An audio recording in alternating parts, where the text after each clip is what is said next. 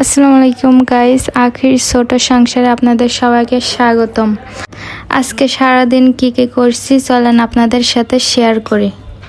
সকালে ঘুম থেকে উঠে ফ্রেশ হয়ে দিনের কাজ শুরু করলাম। হাত মুখ ধুয়ে একটু মুখে সানস্ক্রিন দিলাম, তারপরে লিপ বাম দিলাম। লিপ বাম দিয়ে 1 কাপ চা খেতে হবে, চা না খেলে শরীরটা ভালো থাকবে না। চলুন চা খাইতে খাইতে একটা গল্প করি। গল্প আর হলো, কই ছেলে উঠে গেছে, ছেলেকে এখন গোসল করানোর জন্য তেল মাখাতে হবে। আমি অলিভ অয়েল তেল মাখাই, আপনারা কি মাখান একটু সাজেস্ট করবেন। একটু ব্যায়াম করিয়ে নিলাম, এর ভিতরে গোসলের টাইম হয়ে গেছে। আমি 12টার সময় ওর গোসল করাই, প্রতিদিনই এক টাইমে গোসল করাই, না হলে ঠান্ডা লেগে যাবে। চলুন গোসল করিয়ে নিই। গোসল করালেও অনেক খুশি হয়, কার কার বাচ্চা এমন খুশি হয় একটু কমেন্ট করে জানাবেন।